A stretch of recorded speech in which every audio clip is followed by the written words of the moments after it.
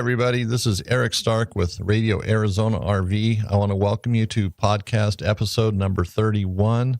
Today's discussion is going to be about RV water heaters and basic maintenance. And the two water heaters I'm going to focus on are Atwood and Suburban, the two major brands. And basic maintenance, we're not going to do deep repairs, just how to maintain them, pretty much prepping them for winterizing. If you have unpleasant odors, replacing the anode rod, the pressure relief valve, some of the various little things that need to be done 2-3 times a year, maybe more depending on where you're at, maybe less. But before I get into that, I want to let you know that all the episodes I'm doing, when possible, I'm going to gather as much information as I can and put it on Arizona RV Parts Center. Like today's episode, when it's complete on Radio Arizona RV, there'll be a link for either Atwood or Suburban water heaters, depending on which one you have. And then you can click on that link and it'll take you to Arizona RV Parts Center, which is our website. And it'll break down all the information in greater detail, like Atwood RV water heaters and Suburban. They even though they're very similar, they do have some maintenance things that do vary a little bit. And so you can see that, read it, you can print it, share it with others. But I'm trying to create a website where everything I talk about will be available on Arizona RV Parts Center. It will become a one-stop place for you to get the information you need. You're not going to have to scour the internet. And now this is going to take time. So I'm starting with water heaters, pretty basic. And I'm just going to continue on and keep adding more information and basically make Arizona RV Parts Center not a place where you can buy parts and accessories, but also where you can gain and gather the information you need to maintain the various aspects of your RV, whether it's water heaters, furnaces, whatever it might be. So that's just to let you know what my plan is. And I'm doing this, it's a benefit to you. I know when I go to look things up, sometimes it's, you go to website after website, and you don't really find what you're looking for. So I'm trying to undo that, create the website where all the information is there that you need to maintain your RV or a part of it. So now, again, this is Eric with Radio Arizona RV, episode number 31, and you can check it out at radioarizonarv.com. And as always, I like to keep these podcasts short and sweet. I've said it before. I go to the internet, listen to YouTube videos, or watch them, I should say, or listen to podcasts or whatever it might be. And sometimes it takes 10 minutes just to get into the point of what you're listening for or watching for. So I try to avoid that and just get right to it. So as I said, Atwood and our Suburban RV water heaters are going to be the topic today, and basic maintenance. And, this is something that you need to do at least once a year, but depending on where you camp, where you go, where your travels take you, you might have to do it 2 or 3 times a year, depending on the quality of the water, what's going on where you're at. Like here in Arizona, an anode rod might last 1 season. So people who camp here in Arizona, they might replace an anode rod 2 times while they're here. Maybe when they get here, maybe when they leave. If they leave the RV here over the summertime, they're definitely going to have to replace it when they get back if they don't drain the water heater, if they don't follow some basic, maintenance standards. And Atwood and Suburban are very similar. They're 2 different water heaters. Suburban has a glass line tank where Atwood has an aluminum tank, and they say their aluminum tank is a very quality aluminum tank, and I can't disagree with that. Both water heaters are good water heaters. Does one have more problems than the other? Probably not. They're very similar in quality. And typically, if your RV comes with an Atwood water heater or a Suburban, that's the water heater you're going to stick with. They do make kits where you can put one in the other, but I would just stick with what you have. If you have an Atwood, stay with Atwood. If you have a Suburban, stay with Suburban. They last almost the same time. They have similar problems, but they both are good water heaters. Both have been around the industry for decades. So getting into this now, you have to drain the tank on the water heater. Like I said, it depends on how often you use it, where you're using it at, the different qualities of water. But if you just use your RV during the summertime, you're going to want to drain that tank at the end of summertime and flush it out and leave no water in it and leave it at that. And if you live in a place where it freezes, then you're going to want to do winterizing steps, which that's kind of another subject here, but at least draining the tank. And if it has a bypass valve on it, turn the bypass valve so it does bypass the water heater. Then the water heater at that point would be winterized. The rest of the RV is a different story, but the water heater would be. And either water heater, you drain out as much water you can, and whatever's left in it, if it does freeze, is not going to hurt anything, because you're talking about a small amount of water that even if it expanded, it's never going to harm the tank because it just can't expand that much. Now, one thing that comes up quite often here in Arizona is unpleasant odors. Now, this can be attributed to a water source. It could be attributed to problems going on in the tank. Suburban and Atwood both have kind of a different take on it. Suburban says it's not the hot water system that's the problem. It's the water supply, where Atwood is more of, it might be a problem in the tank because of a chemical reaction. And so then they're basically saying the problem's in the tank. But one thing you want to make sure, though, of is if you have an unpleasant odor in your water heater or hot water system, make sure or check with your neighbors to see if they're having the same problem. Isolate it. Is it the park you're staying at? Is it the source of the water? Are you using fresh water out of the freshwater tank of your RV? So isolate it. See what the source is. If everybody around you has the same problem, then it's probably not going to go away because it's the source of the water. And as long as you're hooked up to that source, you're going to have that problem. But if it's not the source, then it would be in the water heater or in the water system of the RV. Now, both Atwood and Suburban have techniques for doing this. So Atwood likes to use white vinegar. That's what they recommend, where Suburban recommends using chlorine bleach. And Atwood wants it to sit in the tank. Suburban wants you to run it through the entire RV. So depending on which water heater you have, you're going to have to do it a certain way. Now, on our website at Arizona RV Parts Center, I have the instruction for doing it Atwood's way or Suburban's way. So rather than going through this, is probably going to be too much to talk about. But if you read it and if you step by step, and especially if you have this problem, then you can just go out to the RV and read this, maybe put it on your tablet or something. But nonetheless, you can follow the steps, step by step, and do it properly. And neither one of them is really that hard to do. But if you have that bad taste in the water, then you definitely want to get rid of the taste, follow the steps, whether it's Suburban or Atwood. Now, another common problem we have, well, let me back up for a minute too. If you're out camping, you should have a water filter system of some sort. So a pretty common one is 2 canisters with 2 filters. One of the first filter is a sediment filter, and the other one is a filter that's going to filter out chlorine, algae, different types of bacteria that can get into the RV or into the water system itself. Remember, fresh water goes into the water heater. It starts out cold. So whatever you filter going in is going to make much better quality water, even for the water heater, the hot side. And water filters are pretty inexpensive to replace after you buy the canister or the system you're going to use. But I would definitely recommend that no matter what, no matter where you RV, having a water filter system can be very beneficial. So now back to another question people ask is the anode rods. How often do they get replaced? Why do they go bad? What's the point of them? Well, the anode rod comes standard with Suburban water heaters. They recommend it. They sell it in the water heater, whereas Atwood does not sell their water heater with an anode rod. In fact, Atwood does not even make an anode rod for their water heater. They say you do not need one. Now, many people that have Atwood water heaters do buy aftermarket anode rods, and they feel that it's worth it. And if you only have to replace it once or twice a year, you're not talking about a lot of dollars. And if it were to extend the life of the water heater or improve upon the performance of it, maybe even the sediment and the amount of things that are in the tank, then it's worthwhile. We sell them at our store. I don't dissuade anybody from buying one.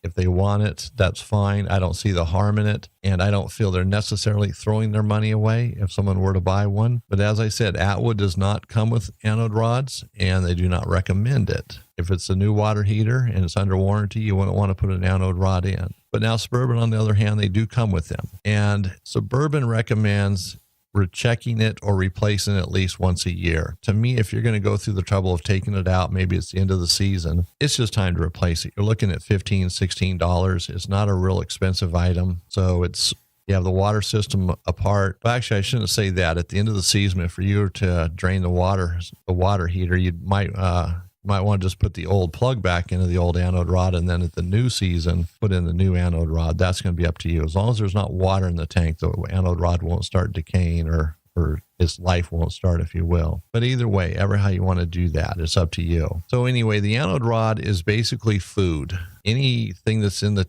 water heater that's going to want to attack the tank will go to the anode rod first. It's a source of food for various bacteria and things that end up corroding tanks, and is a good food source. But as it gets eaten and the water or the anode rod dissolves, it's going to, scale off and fall to the bottom of the tank. And that's where flushing the tank from time to time becomes so important. But also with the anode rods, I don't want to get ahead of myself here.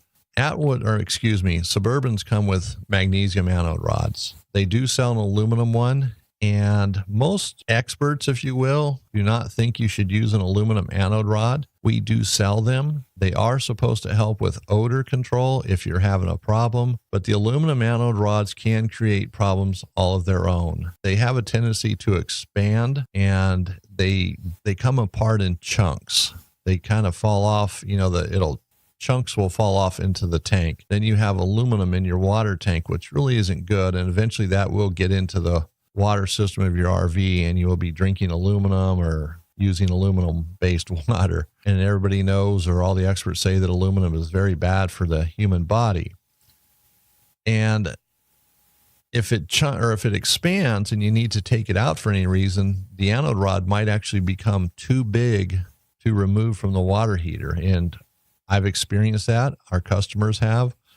They don't understand why they can't get it out. Well, that's why it expanded and became too big to get out. And so if there's no way to force it out or break it out, you're going to have to just let it run its course until it dissolves and becomes small enough to get out. So with that being said, I think I would stick with magnesium water or anode rods, and maybe flush the water system more often if you frequently get bad odors. But nonetheless, check the anode rod. Like I said, out here in our area in Arizona, the Yuma area, anode rods, you might replace 2 of them in a season while you're here if you come down here. So that's 2 in 6 months. It might be more. Just depends on where you're at. Even here, the water varies quite a bit. So the anode rods are an important part of a Suburban water heater system. Atwood doesn't recommend them, although you can put one in, and they are available, and most RV stores sell them. We certainly do, and it's something we always keep in stock, and we keep a lot of them in stock. Now, another thing that people have problems with, or RVers have problems with, are the pressure relief valves, the temperature pressure relief valve. Every water heater has one, whether it's in your home or your RV. This is standard on any water heater, but in RVs, sometimes they have a tendency to drip, and that dripping doesn't go away with a new one in most cases. So a customer might come into the store, buy a pressure relief valve, and not saying to any of us that it's dripping. They just say, I need a new one. And if we're not sharp and we don't ask, they go out to the store, buy it, and then maybe in a week they come back, the new one's dripping. Well, it might not be the pressure relief valve. It could actually be just a basic system or a basic change in the water heater.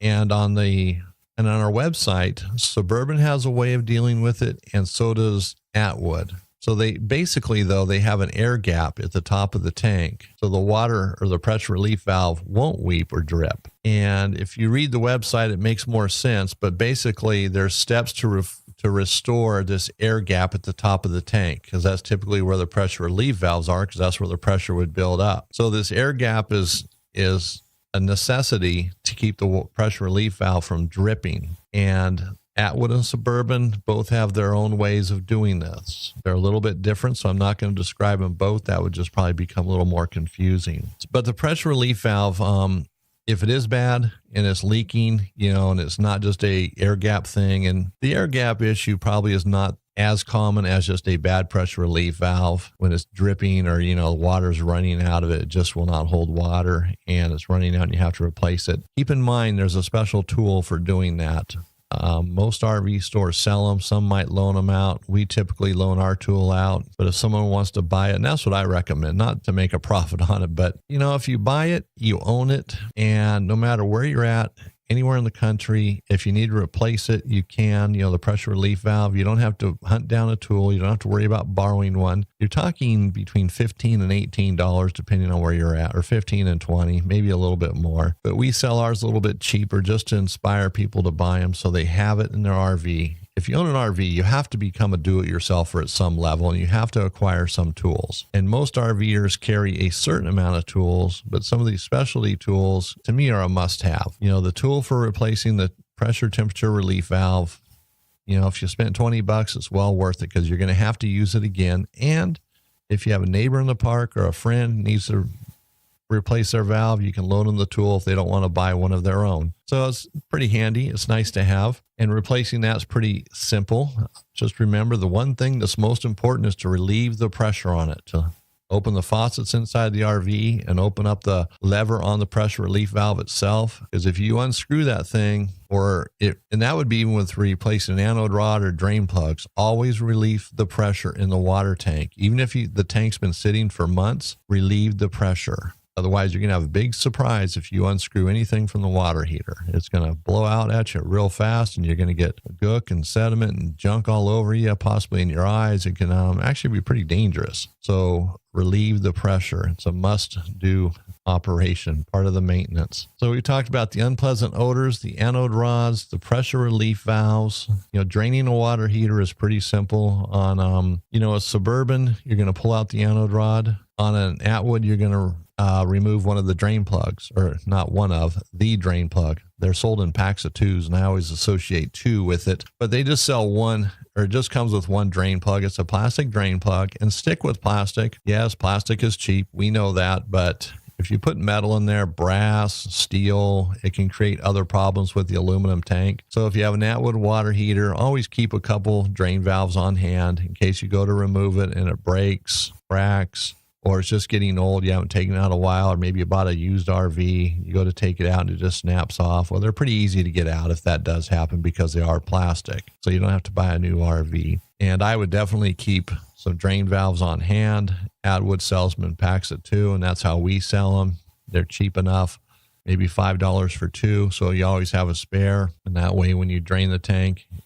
you can just do that. You have the extra drain plug and you're done. So Atwoods, you use the drain plug to drain the tank. Suburbans, you would pull out the anode rod to drain the tank. So that's pretty straightforward. Remember, whenever you put anything back in, to put on Teflon tape on it so it has a nice watertight seal. Most RVers, I would say most of my customers always ask about that. They're pretty conscious of it. So I'd imagine that everybody's listening to the podcast is the same way. I think it's common knowledge that, most water fittings need to have Teflon tape put on them. And that's a good thing. Keep those leaks from happening, especially after you've done some maintenance. And also flushing the tank is another important thing. Now, there are flushing tools available. We sell one naturally. It's on our website. Flushing the tank is more than just running some water through it, because when you pull out the anode rod or the drain valve, you're going to get a lot of junk out of the tank, and you want to keep it out, or I shouldn't say you want to keep it out. You want to flush out as much as you can. And sometimes it's hard to get everything out, and you have to use a lot of water. Sometimes just keep flushing it. But the flusher we sell has a long, narrow tip on it. So you can get it right in the tank. You can spray the tank, top, bottom, sides, and, get as much of that junk out as you possibly can. And the buildup's natural. It's not anything to be concerned about. It's always going to be there. And it depends on the water as well, what kind of water you're using, or I should say where you're at. Here the water gets a little more buildup than maybe, in the Pacific Northwest. The water is better quality. Well water versus city water, there's some variables. Sometimes well water can be really bad, and sometimes it can be okay.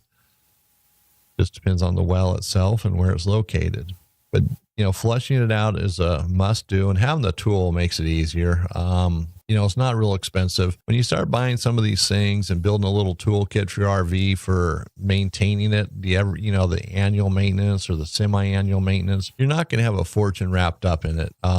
We spend a lot more on less important things in our life and our daily lives and, the important things sometimes. And if you're an RVer, like I said, you need to become a do-it-yourselfer at some level. There's no point in paying technicians to do this kind of stuff. It helps grow your knowledge base and you become better at this. You save yourself money, but also you become more in tune with your RV. And that's important so you can repair your RV. Because if you start doing the maintenance on your RV, you can probably start doing the repairs on some of the components like a water heater. That'll be a future podcast, some of the repair steps for diagnosing problems on a water heater. Sometimes it's always best to call a technician, but if one's not available or you're constrained by a budget, then maybe you have to do it yourself, but don't throw money away. And we'll get into that, like I said, in a future episode. But my point is, what you learn about maintaining a water heater, just regular maintenance, furthers your knowledge. You become familiar with the water heater. You're not afraid of it. It's not something you're going to stand back and be afraid to touch or get in and look at. It becomes something that you're comfortable with. So I hope that helps everybody. And like I said, there's more to all of this.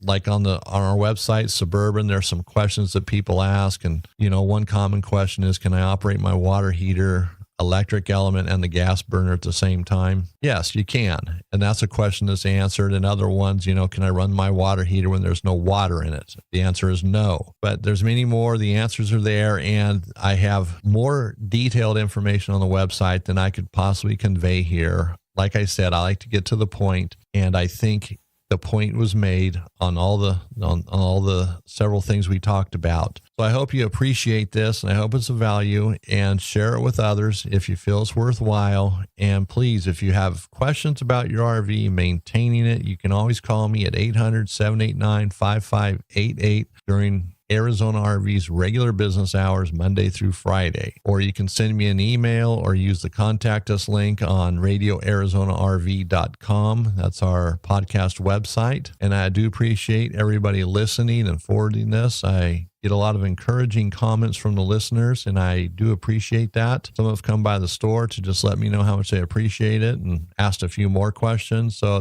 it's fun doing this, and it certainly seems like I'm benefiting some others out there, because I truly believe in the doing it yourself. There's great advantages to it, because I am a do-it-yourselfer in the truest sense. My wife certainly appreciates it. We save a ton of money, and our life is a little more problem-free because we don't have to wait for service techs or wait for stores to open, because I can just dive in and take care of most things. I want to thank you one more time. And again, check out the podcast at Radio Arizona RV. And this is Eric Stark with episode number 31, Maintaining Suburban and Atwood Water Heaters.